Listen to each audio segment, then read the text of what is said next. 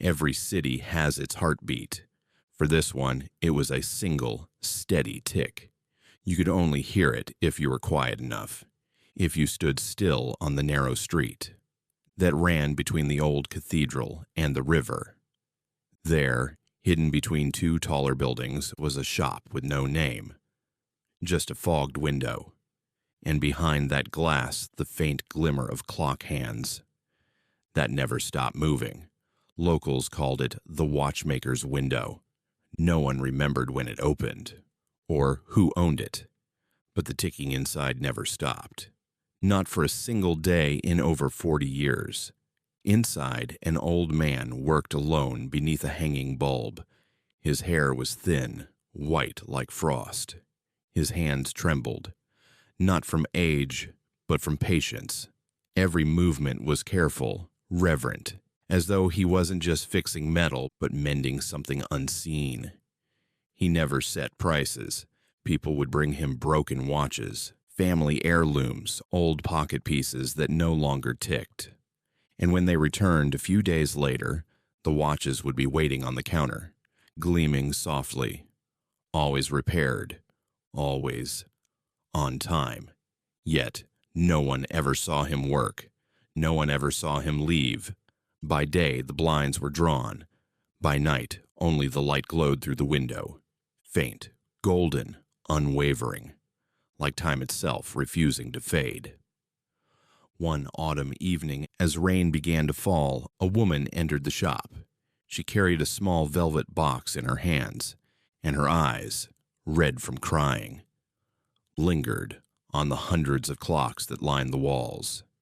They ticked in perfect harmony, a quiet orchestra of moments that never returned. The old man looked up and smiled softly. "Evening," he said, his voice worn but kind. "What brings you here?"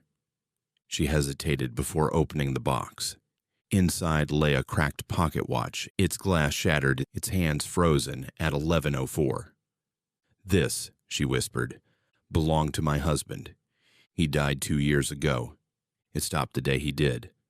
The watchmaker nodded, as though he'd heard this story 1,000 times before. He took the piece gently, held it to his ear, no sound. Then he smiled faintly. "Time doesn't break," he said. "It just hides." She watched as he turned toward the back of the shop, disappearing behind a curtain. Minutes passed, then hours. The rain slowed to a whisper, and finally he returned, holding the same watch, its hands quietly moving again. The woman gasped. "How did you—" He only shook his head. "Don't thank me," he said softly. "Thank the moment he left you. It must have been strong enough to echo." He placed the watch in her palm. It was warm, as if it had just remembered what it meant to beat. The next morning the shop was gone. The window was boarded up, the sign above faded to nothing. Only a single sound remained in the narrow alley, the steady, ghostly tick, tick, tick, echoing through the air, long after the wind had stopped. When the woman looked down at her watch, she noticed something strange. On the back, scratched faintly into the brass, were new words. Words she was sure hadn't been there before. "Time stops only when you forget to listen." Years passed. The woman grew older.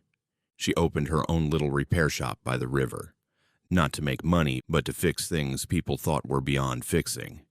She worked slowly, patiently, and every night, just before closing, she'd glance at the clock on the wall. It was always set to 11:04. She never changed it, never wanted to, because somewhere in that frozen minute, she had learned that love doesn't leave when hearts stop beating. It lingers in the quiet tick, between one breath and the next. If you like the story, please give it a like and share it with your friends.